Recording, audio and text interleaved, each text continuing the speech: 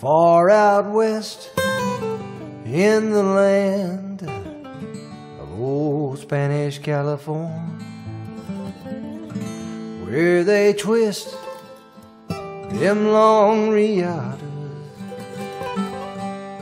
The Dally man, he was born.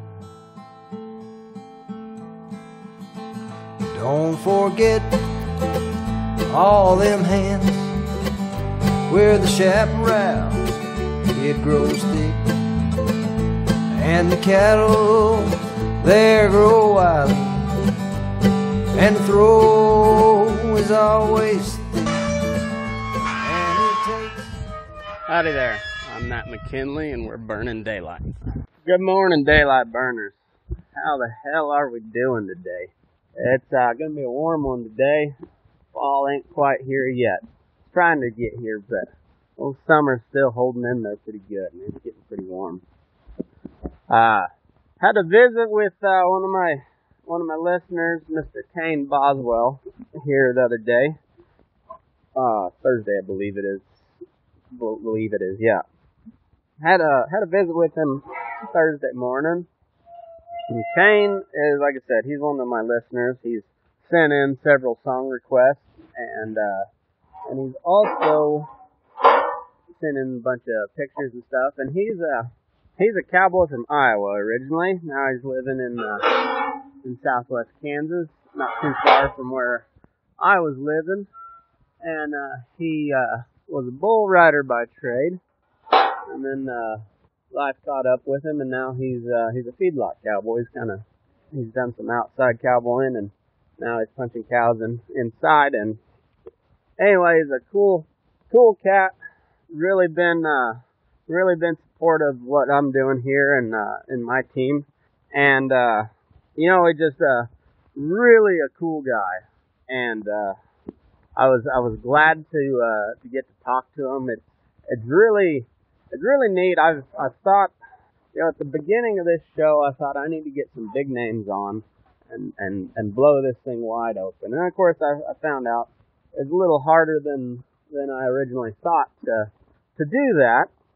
But also, I've met so many cool people through this deal that just regular average Joes that listen to that, and I think that's what makes this thing so cool is just visiting with the listeners who most of the time these guys are a lot handier than I am, and some of the times they're a lot funnier than I am too. And you think you see some of these guys and you think, well, man, they should be the ones doing a podcast, not me. But anyhow, it's cool to get people like that on the show. And then my episode with my buddies Tim and Aaron, they're not cowboys at all. They're just a bunch of city douchebags, and but they happen to be hilarious individuals. But that's one of the most listened to episodes of the last month, and so I think I better stick with my bread and butter and just talk with the normal guys. If we get some big name people on, so be it. But I like talking to people that are just kind of real, and that's one of the cool things about like Billy Whitfield. I said on the show, he's one of the best musicians that you've never heard of in your life, but he can play the guitar, and so it's cool getting to talk to just regular old listeners and see where they're coming at in life, and it's cool to see the appreciation and support that I've been getting, and it makes it all worthwhile. So anyhow, I've rambled your ear off enough. Here is Mr. Kayne Boswell, my new friend, and welcome him to the show. Today's episode is brought to you by Don't Be a Gunsel, more affectionately known as the D-Bags. Mr. Josh Williams has partnered with us on this and has become our main sponsor of the show. And a little bit about Don't Be a Gunsel. This is just right from their description on their page. We are farm, ranch, and rodeo folks who are tired of posers, fakes, and wannabes. So we carved out our own brand with a simple message: don't be a gunsel. You can find them on Facebook and Instagram, Don't Be a Gunsel, and don'tbeagunsel.com.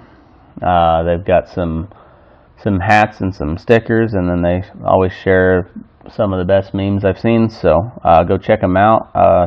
Buy some of their merch. If you do, use the promo code Burning Daylight and get yourself 10% off. That's BURNINDAYLIGHT. Get yourself 10% off. Get yourself some cool shit. Help a brother out. And so thanks to Don't Be a Gunsel. Go check them out. Perfect. All right, well, folks, I'm here with Mr. Kayne Boswell. I'm going to call him that just because I can. I don't know if he likes it or not, but I guess his name is Kayne, but when I read it as Kanye because, I don't know, it just it's pretty similar, and that's what I thought of. So anyway, he sent me a bunch of pictures and song suggestions, and has been a pretty loyal listener, and I do appreciate him. So we're going to talk a little feedlot shit today. So Kayne, how's it going, man? Staying busy as always. I know you were talking earlier about that fall run and the Flint Hills cattle. We got about 15,000 head of them bought, but with this Tyson deal, we're feeling that pretty heavy. We've got a bunch of fat cattle that we ain't really got nowhere to go with them, so we're trying to get them out the door so we can get these Flint Hills cattle in, and we're just trying to stay above water at this moment. We got some pins that we're fighting pretty heavy, pulling 7-8 a day out, sometimes more than that. But you know how it is; it's a constant battle. Oh yeah. Those Flint Hill cattle usually are pretty good, but it takes them a couple weeks to line out, and once they do, man, they do really well. Yeah. But those first 2 weeks, 30 days are pretty crucial. Yeah. I worked a yard a couple years ago in Nebraska, and we were getting a lot of balling calves out of Canada. Oh. And shoot, the first 30 days, you could just about not even look at them. Yeah. About that 28, 30-day mark hit, and you better be on your game because you're gonna pull your ass off, and they're gonna make you work for it for about 45 days, and then they'd kind of line up. And, you'd pick a single here and there or whatnot. Those are pretty good quality cattle coming out of Canada, aren't they? They were decent quality, but being balling calves and then being on the truck for that long, coming out of Canada all the way down to Nebraska, all that stress and breathing in all that diesel and oh yeah, it took them a while for everything to kind of sink into them. But once they broke, man, they were some dyers.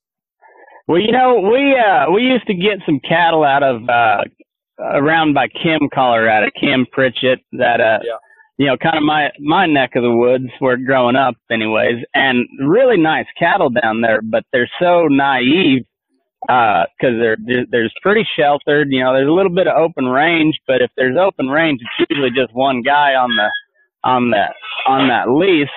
Yeah. And so they don't come in contact, and a lot of those guys out of there, rather than hauling to a sale barn, they're gonna sell on the video auction, and so really they pretty well go straight from grass to a feedlot, and they, like you said, they do really good for almost 30 days, and then just everything catches up with them, and bam, there you go. You got a wreck on your hands, and yeah.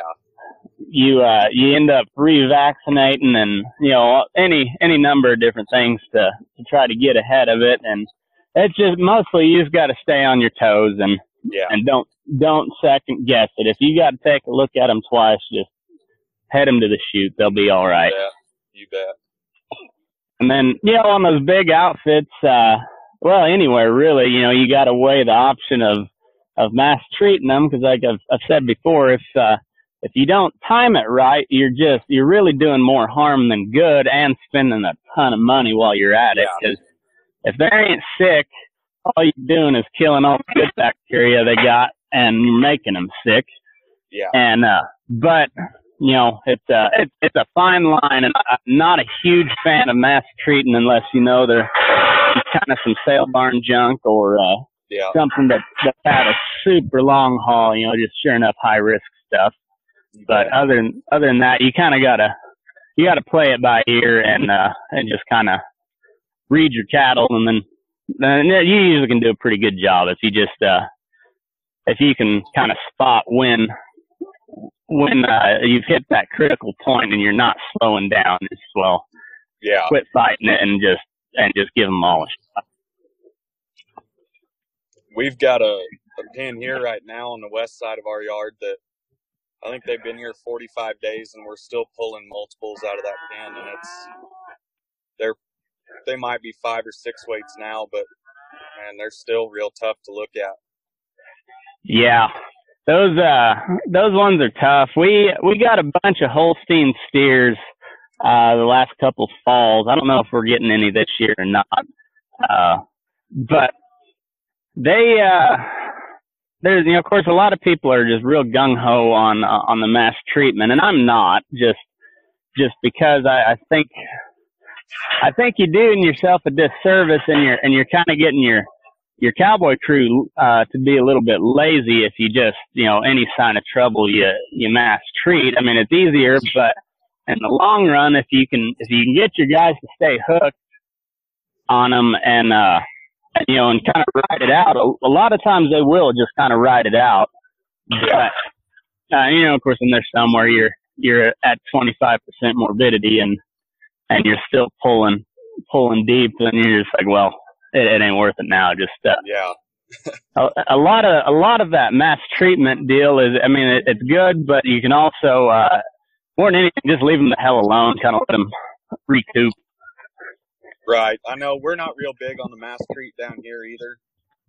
What we like to do is, once we see a pen really starting to fall apart, we'll let somebody know on the feed crew, and they'll back them down once on the ration, and we'll grab the hell out of them and try not to touch them for 2 or 3 days. Yeah. We might back alley around them, or if you really want to just kind of ride through and look, you can. Just make sure you ain't got nothing that's going to flat out die on you. But if we can leave them alone for 2 or 3 days, kind of let them figure out exactly what they're doing again and get things right, and we can go back up on the ration, and they seem to come around pretty well. We haven't had too much bad luck with doing it that way here.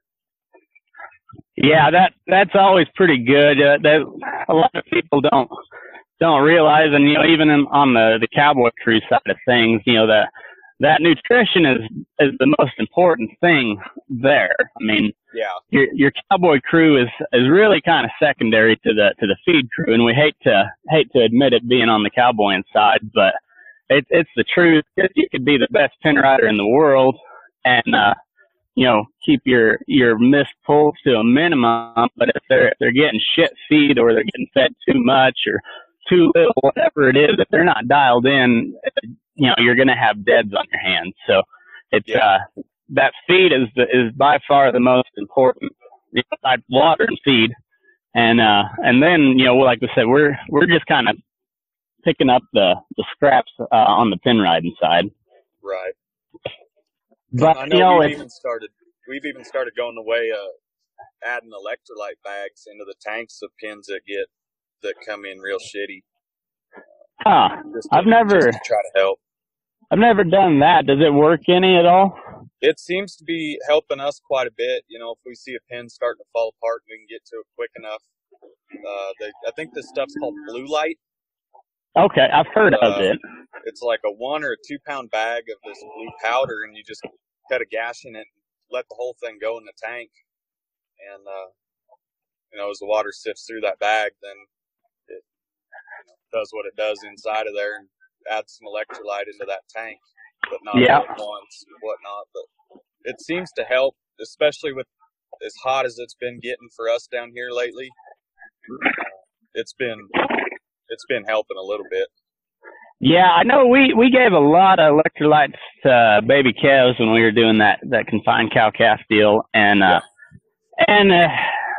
usually if it got to the point where they needed electrolytes, it was hard to get them to hold on, but it would help them for a little bit. But as bigger cattle, it just once they're not baby calves, just a little boost like that can do a world of difference on them. Yeah. But Bovine Gatorade. That's Yeah. pretty cool. That's pretty good. Well, tell me a little bit about where you grew up and how you got to be in Meade, Kansas. Well, I was born in Iowa, right off the Missouri border, a little town called Lamoni. Okay. My grandpa pretty well, I guess you could say, pretty well owned that town. He had most of the land bought around there, and he was a horse trader and run some cows.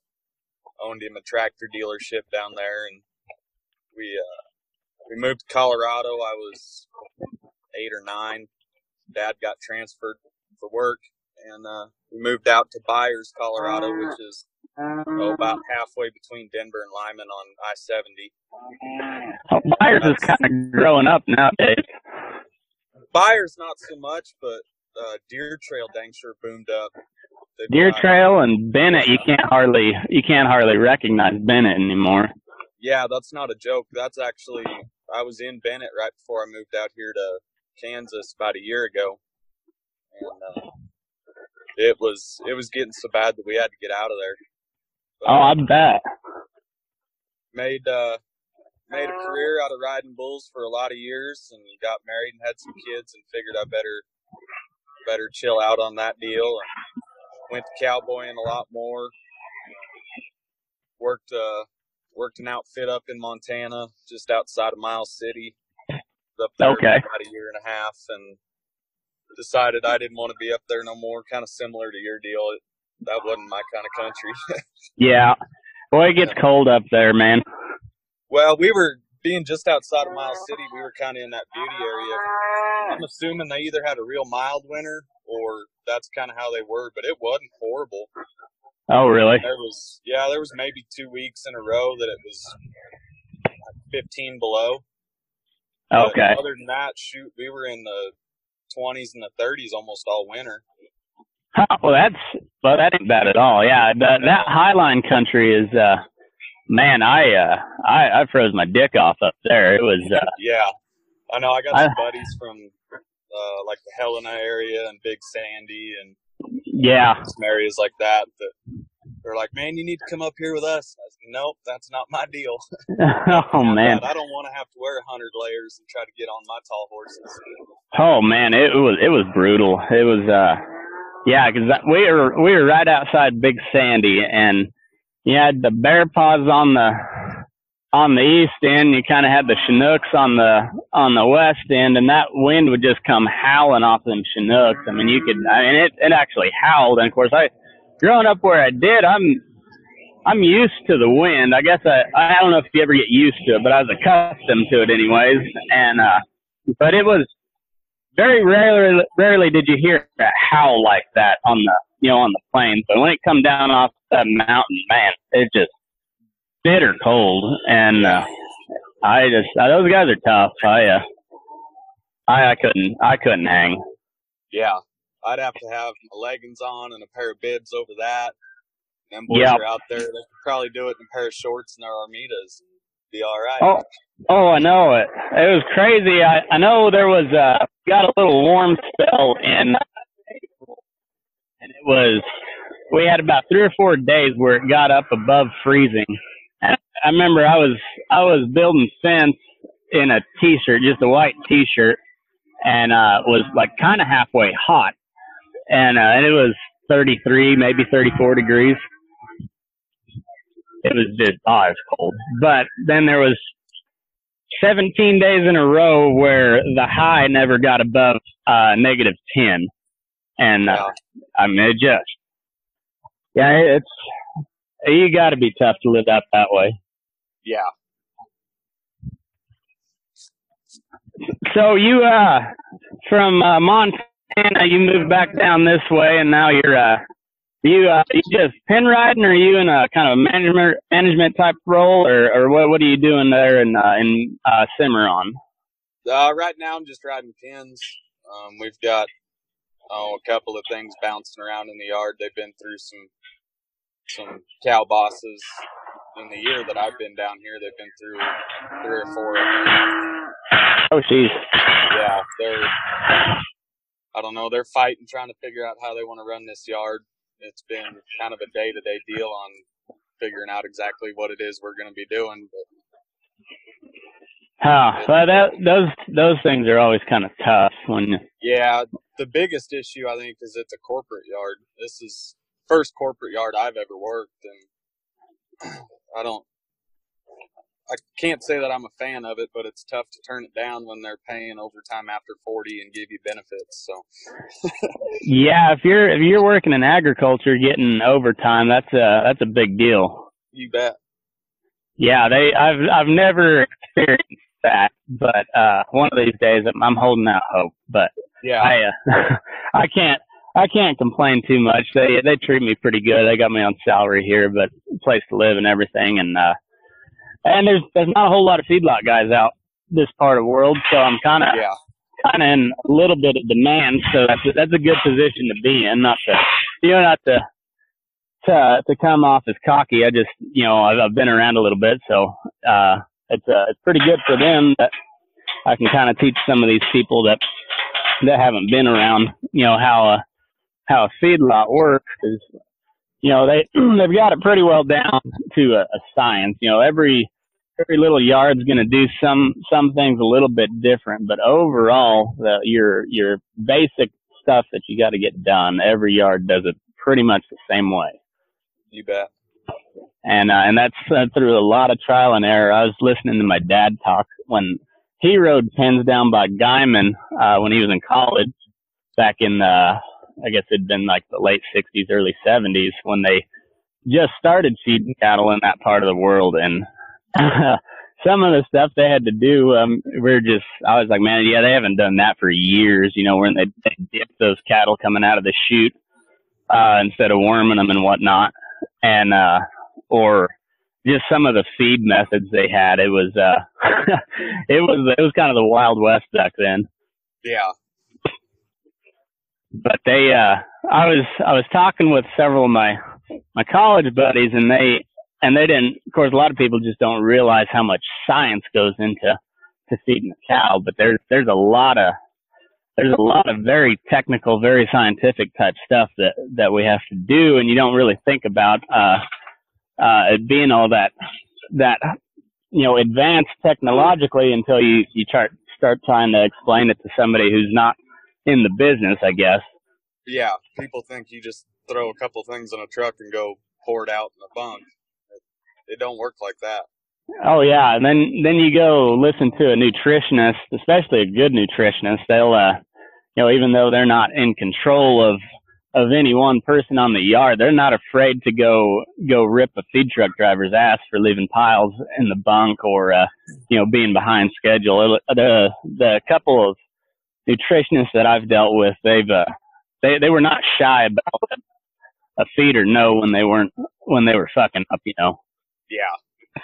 But it's vital to the overall efficiency of it, because contrary to popular beliefs like Joe Rogan and some of the other people that where they believe everything ought to be grass fed and organic, which if that's what you're raising, more power to you, because you're getting a hell of a lot more money per pound than what we're getting. But it's just not feasible to do that on a large scale to meet the demand for beef. And I really don't think the taste profile is suited for what people are used to. It's a different taste. I don't particularly care for grass fed, but some people do. I just don't think the overall market's there yet.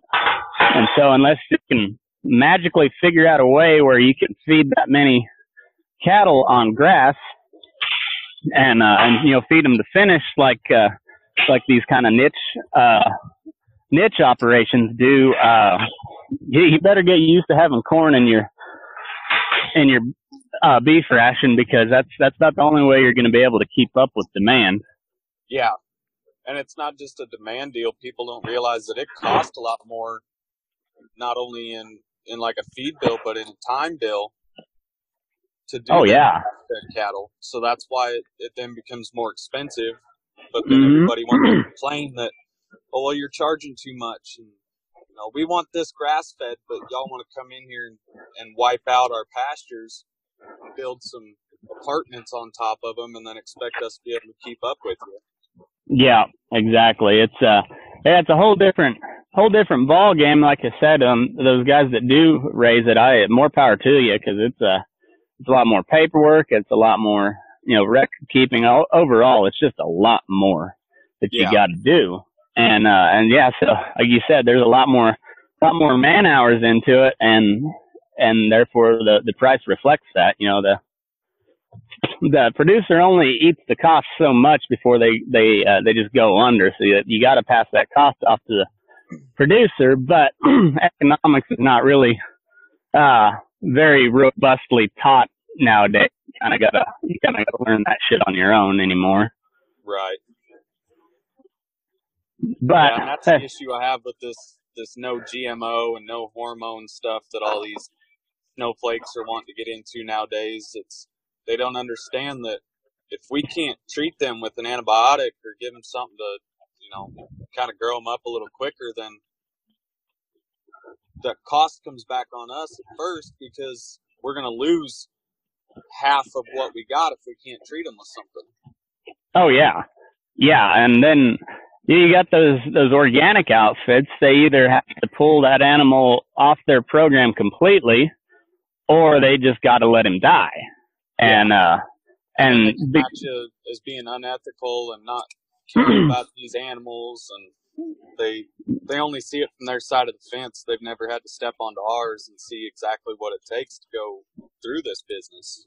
Yeah, it really is, and I've said it numerous times, and I'll keep saying it, because people have to understand, at the bare minimum, it's 2 years to get that steak on your plate. From getting the heifer bred, cow bred, however you want to look at it, getting them bred, throwing that calf, weaning them, running them on grass or backgrounding them, whatever, and then feeding them to harvest. It's a 2-year process just to put some hamburger on a plate.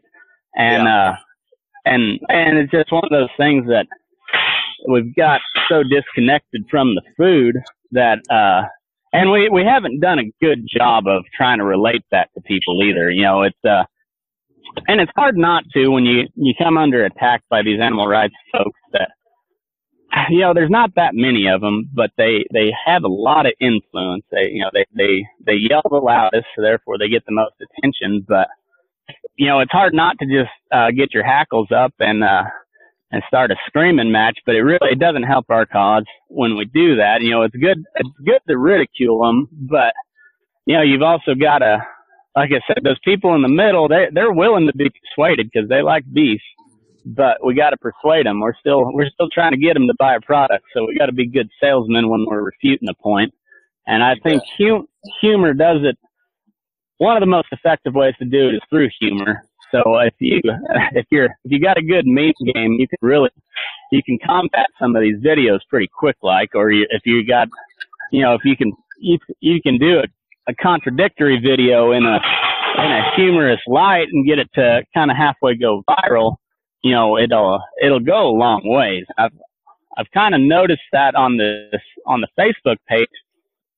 It's funny how some things will go viral. Like a couple of the memes that have really took off, I thought they were just kind of throwaway. They were relatively funny. Nothing just that really made me laugh, but put them out there, and then, the next thing you know, they've got 200 and some shares, and it shows you're reaching over 50,000 people. Well, shit, if you can find a good video, refuting those types of claims, that can go a long ways if you can make it funny and entertaining and make a good point at the same time.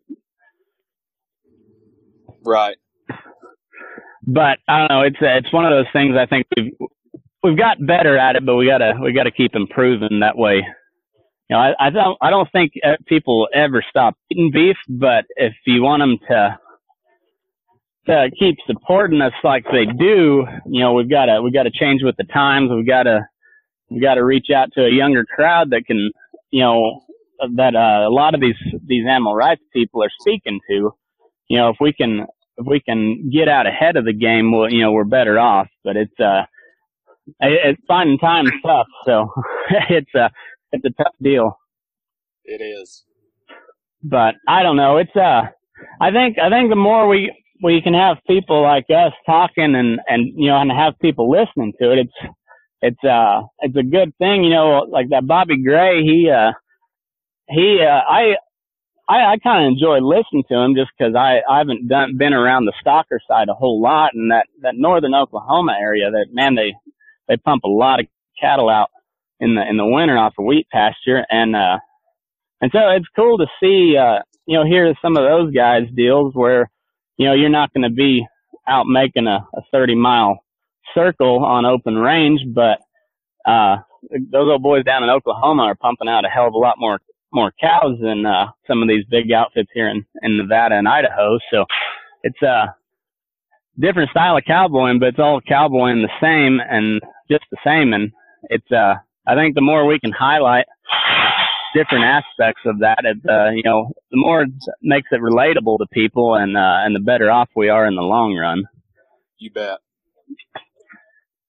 So I guess did you kind of fall into the feedlot line based on the money aspect, or is it just something you were kind of curious about and decided to throw your hat in the ring?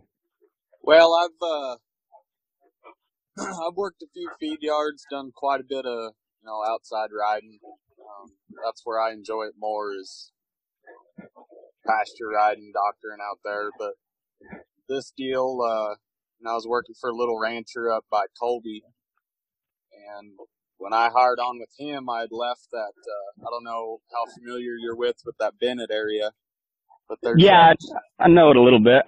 There's that bull stud right there out of I-70 at Rocky Mountain Sire Services. Yes, sir. I worked there for 2.5 years. Oh, okay. We were under some new ownership, and they were doing some things that I wasn't real happy about, so I decided to leave that work and found this rancher just outside of Colby, and he was in a hustle to get me in there because they were so far behind on their work. And I spent about a month and a half with him, and we got all caught up and called him Monday morning to find out where to go, and he says, "Well, I just don't need you no more." Well, that's real. Yeah, that's real handy of him. I just packed up myself, my wife, and 3 kids, and moved out here for this. So I was kind of trying to dig up a job, and this one come up. The pay was pretty well, and it's probably not where I'm going to be forever, but right now it'll do. It gets the bills paid, keeps family happy anyway.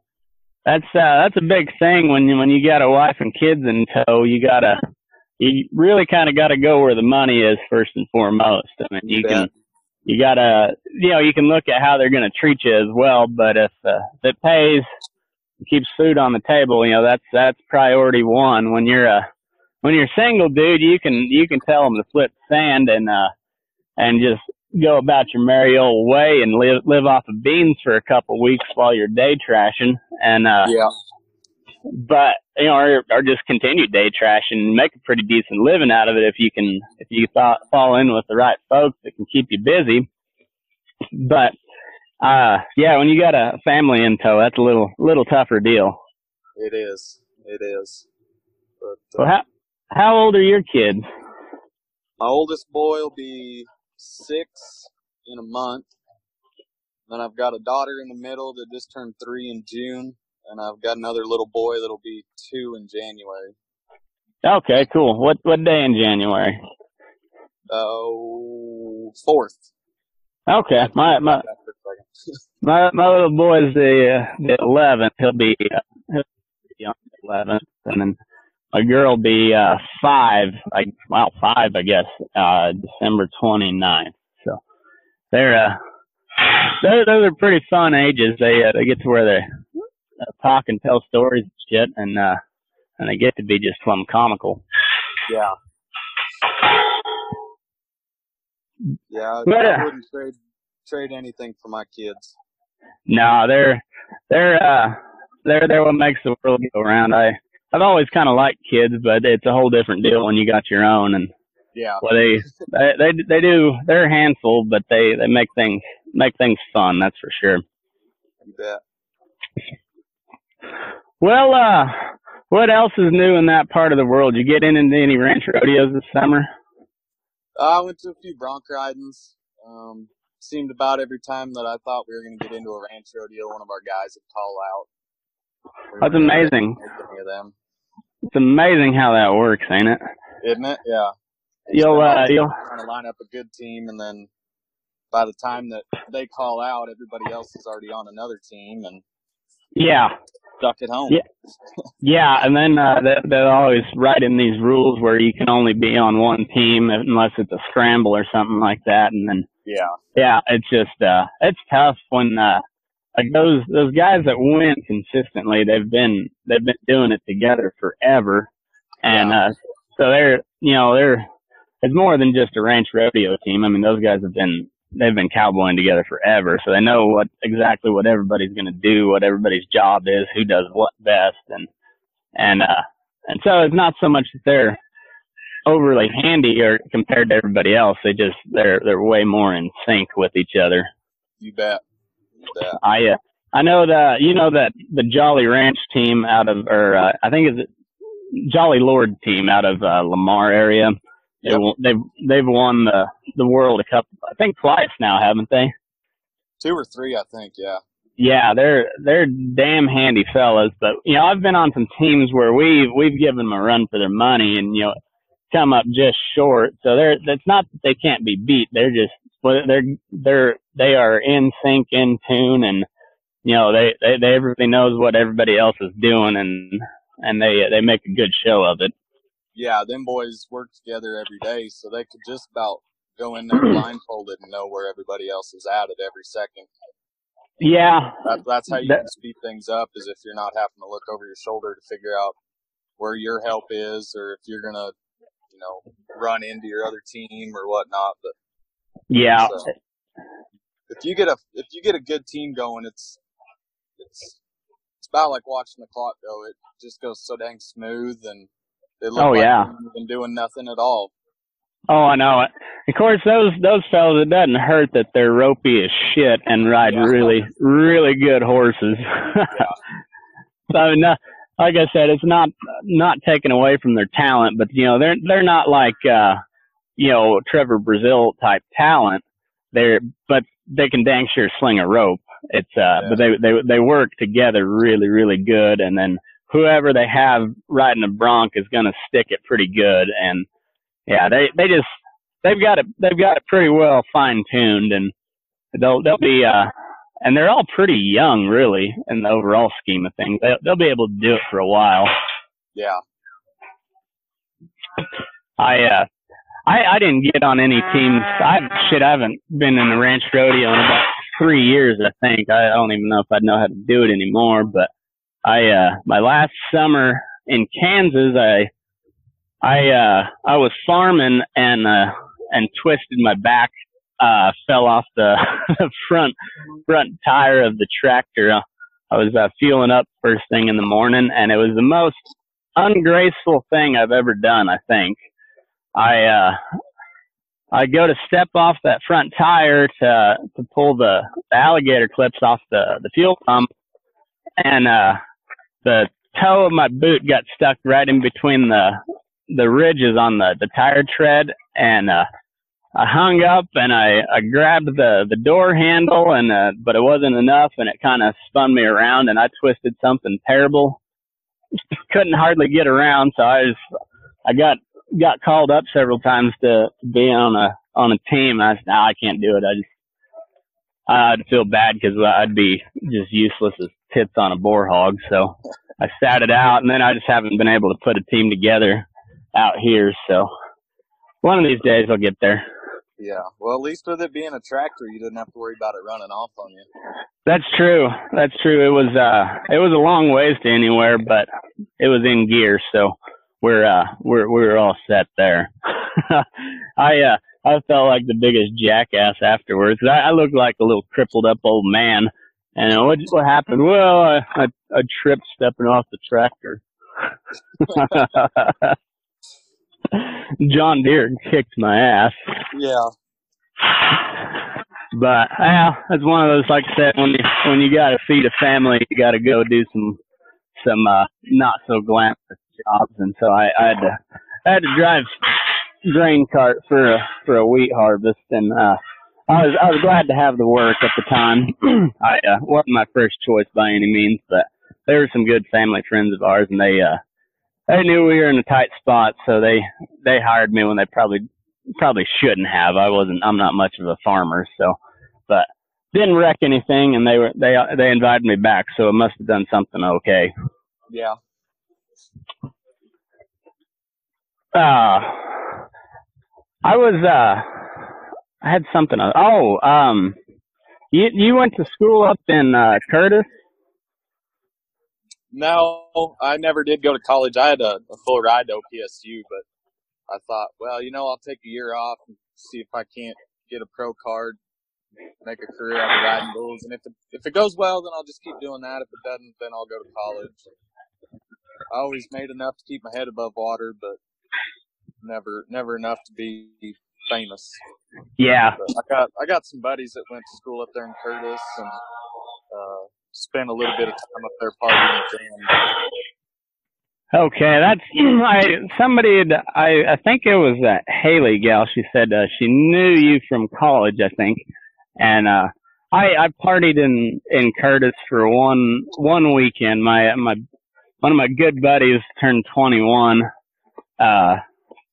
When he turned 21, they threw a big keg party up at Curtis. So I made the trek from CSU, and those boys know how to drink some beer up that way. It's one of those schools that's just kind of known for it. Yeah, well, being out there too, that's about all there is to do. Yeah, it's like you said, OPSU, they are legendary for some of the parties they throw. Yeah. Fort Hays the same way. There ain't nothing to do there, so they just drink, and it seemed like Curtis was the same way. Like I said, I was only there one weekend, but it was enough for me. I hung in there pretty good, but it was a long time recovering for it. Right. But I was kind of regret not going to JUCO. I just went straight to CSU, and I also kind of regret not going to college at all. Sometimes I should have just moved up there and hung out for a couple of years before I started. But it was all good shit. So it's yeah. There's days I regret not going, and then there's days where I wake up and I'm like, you know what? I don't have a student loan to pay off today, so. Yeah. About that. It's always a trade-off, and I've had several people asking me about it, and I don't know why all of a sudden I'm kind of the go-to guy on whether or not you should go to school or not, but I'm flattered by it. But I guess my latest deal now is just, if you're gonna do it, go do it and not like know that you're paying for it. They don't treat it like it's high school where you can just kind of hem-haw around. Granted, you're paying for your high school education too. You don't realize it through taxes, but on this, where it's directly getting the bill for it, treat it as such, and you'll be a lot better off. And I think a lot of us just go to school way too early. We're just too dumb. We don't know any better, and you kind of piss away a lot of money, but. Right. So I guess that's kind of the advice I've been giving folks, is just, you're going to do it, make sure you're in the right mindset. Go to learn. There ain't nothing wrong with having a good time, but don't let it get in the way of getting your shit done. Yeah. No, I feel the same way. I've always, my wife went to junior college there in Lamar. And, okay. She got her ag business degree and I think an animal science degree as well. But okay. She's still paying on her student loans, but she's right now she's a para for the elementary school there in Meade. So okay. Not quite a teacher, but she's like a teacher's helper. Uh-huh. But she's not even using her degree. So it's like you went to school for all that time to get a piece of paper that says you're good at this, but you're not even using it. What was the thinking there? Yeah, no kidding. That's I know a lot of people that were like that, and I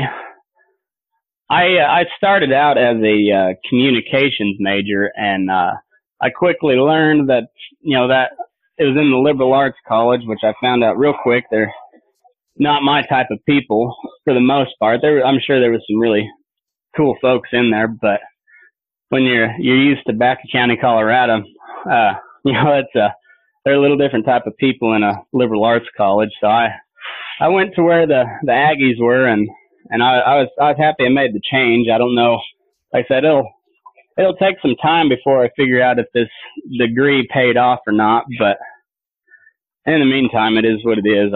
It's already done, so I can bitch about it all I want, but I can't change it any. So yeah. But in the meantime, we just keep hustling and taking care of cows. That's about it. Well, Bud, I think. Oh, go ahead. I was gonna say you were talking the other day about your quarter beer night over there at the old Scum Dance. Oh yeah. And that brought up a story that I had to tell to a buddy of mine. I used to go up there because they did that bull riding series in the parking lot twice a year. They do it in May, and then they do it through like September, October, I think. Uh-huh. And so we used to go up there for that, and then I lived just on the other side of I-25 from there anyway, like over by that McDonald's. And so I used to walk over to the Sundance for the quarter beer night, and I could take $6 in there and just get plumb tore down. Oh yeah, you could have a hell of a time in there. Yeah, well, the last time I was in there, we got kicked out because a buddy of mine decided it was going to be a good idea to piss all over the Indian in there. And the trouble was, he wasn't even drunk. Oh, that's neat. Yeah. So, but you'll have to ask. I don't know if any of the bouncers have been there long enough to even remember it. That was probably 13 years ago, maybe. But yeah. We dang sure got kicked out of there for him wanting to piss on that Indian in there. They didn't find that very funny. I don't know why. I would, if I was a bouncer, I probably would have laughed at it. I mean, I'd still thrown him out on his head, but I would have had a pretty good laugh at it. I probably would have thrown him out the door and then been like, man, that was the greatest thing I've seen all month. Oh, man, I probably would have, it'd been one of those ones where it's like, all right, grab a drink, finish it, and you got to go so I don't get fired, but that's awesome. Go around by the porch and I'll hand you one over the fence. Yep, pretty much.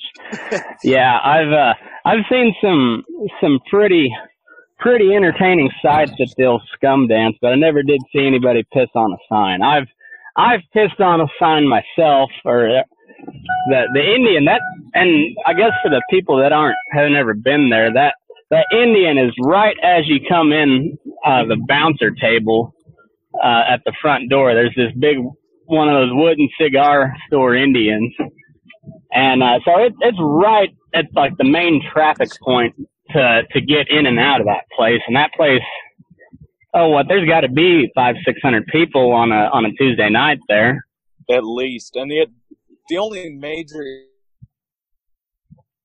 that whole story is the bathrooms were like 10 steps away.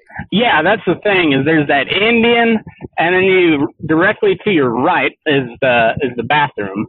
Yeah. That's funny. I guess 10 steps is just too far for him. That's really saying something if he was sober too. That's pretty good. Oh shit. Well, some of the worst hangovers I've ever had in my life come from the Sundance, but I had some good times there. Yeah. Stories that I probably won't ever remember. Yeah, same here. But, well, Bud, I think I better get. But thanks for calling in, man. I do appreciate it. And we'll get your show up here. We'll make you our Monday morning episode. And I appreciate you you listening and supporting and everything. It does mean a lot. Absolutely. Well, folks, that's for it. Kayne, you wanna sign us off? I'll do it. All righty. Move your ass, because we're just out here burning daylight. Thank you, bud. Have a good one. Yes, sir. You as well. All right. Bye. Bye. Well, I want to thank Kayne for coming on. I want to thank him for just being one of the OG listeners that to the show. He's been pretty active in my Facebook Messenger since he started listening, and yeah, just a cool guy, and I like being able to visit with some of y'all, because it's a pretty good chance that y'all are that are sending me song suggestions and stuff and topics are probably a little bit handier than I am, if not a lot handier than I am as far as cowboying goes. But you guys are what make me keep doing this show every day, and I do appreciate it. So it's cool to get to visit with you and make you part of the show, because even if you don't realize it, you're a pretty big part of it. So once again, thanks, Kayne, for coming on, and thanks for all your support and everything. And I'm glad the rest of the audience gets to meet you. So, anyways, if you got any other topics or whatnot, guests that you want me to get on, let me know. Send me an email, matt@burning-daylight.com, or you can any of the other social media outlets. You can find me, Matt McKinley, on Facebook, @MickerMac85 on Twitter, Instagram, and Snapchat. The show page is Burning Daylight on Facebook and YouTube, @MoveYourAss on Twitter, Instagram, and Snapchat. That's MoveYeRass. And go visit the website. We got some big things coming. It's burning-daylight.com, and we've just here within the last couple of days, I've reached an agreement with a friend of ours, Amber Clark, and her husband TJ. And Amber runs a little boutique out of her house called Los Banditas Clothing, and she had mentioned about making some hats and shirts for me when I first started, and we kind of went through a couple different channels, and this seemed to it seemed to work out best. It seemed like it was meant to be. So Amber's going to be running my store, and she's also going to have her store on my website. So and she is very, very artistic. She designs a lot of her own shirts and stuff, and she does a lot of she got her own screen printer and everything, and she's going to be a big addition to the team. I'm really happy about that, and so we are going to have a pre-sale on our hats coming out this week. Stay tuned for that. I will put up a couple pictures of what our test run looks like. They're going to be a little different than that, but they'll be the same idea, and Amber will be handling that for me. So we will get that launched here later this week, and you'll be able to purchase it. We've got some ideas we're kicking around for koozies and for t-shirts, and maybe some quarter zips. And now that fall is just right around the corner, so we got some cool stuff planned. And I know you guys have been asking me about it for a while now, but we are finally there, and we are just waiting for a quote on our hats from a distributor. That way we can get a price out to you and go from there. But until then, you're gonna have to wait a couple more days. But they are on the way. We're gonna do a pre-sale. We'll do like a week-long deal, so we can get an idea of how many we need to order, and then it'll be about 2 weeks after you should receive your hats. So we're just gonna do hats for right now. But we'll be rolling out the whole thing here pretty soon, and we got some big things big ideas we were kicking around. So, we're gonna start small for right now, and but it's finally here. So thanks for being patient with me. And other than that, got a couple more interviews lined up, and I've still got some contacts out for a couple really cool ones. Kind of some bigger name people, and we'll hopefully we can get them locked in. But I've made some contacts. So, but in the meantime, I'm just gonna start talking to anybody that I think's interesting. So, if you got any ideas, send them my way. And also, there is a couple playlists up on Spotify. There's one that you can't add to, but it's all the songs that I've featured on the podcast so far. And like I said the other day, if it is on Spotify and I've played it on the podcast, it is on that playlist. And the other one is it's a request playlist, and that is open to everybody. So if you got a song request, add it to that playlist, and it'll be in the description and the show notes, whatever you want to call it. And I'll have it in the bio on my Instagram for the show page. So at Move Your Ass on Instagram, click on the profile, and there's a link tree deal, and there'll be a list of links that you can click on. But website, both those playlists, and so go check it out, and make sure you're bringing your A game with those song requests, because if you listen to the playlist of the featured music, that's pretty damn good playlist. So if you want to join that type of quality of music, you better be packing some heat. So anyways, I look forward to see what you guys suggest for me, and mostly I just want to see. I'm ready to hear what you got in mind. You always need a new playlist to listen to, so that's why I'm doing it that way. You can still send them to me on through a DM or whatever. I don't care, but go ahead and add it to that playlist. That way I've got some new good shit to listen to. So anyhow, I think that's gonna do it for me. It's a good way to start off the week. And like I said, stay tuned. We got some big things in mind. And in the meantime, I'm gonna keep dreaming and punching cows. Far out And I got a full day of that left. So in move the your ass. We'll burn the day. of old Spanish California, where they twist them long riatas. The Dally man, he was born. Don't forget all them hands where the chaparral, it grows thick, and the cattle there grow wild, and the throw is always thick, and it takes a special breed to stick it out and to last. Hard country begs hard men, and they tie hard and fast where the cigar grows with mesquite, and the hands roll quick and do it neat, same as the punchers of the past. Them always stay hard and fast. Yeah, them always stay hard and fast. In the southwest cattle country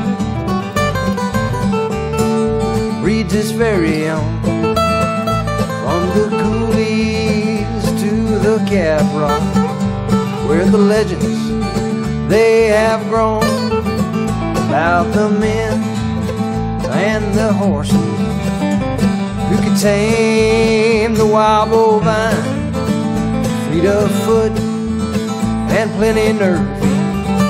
They could catch with that short twine, where the cigar grows with mesquite.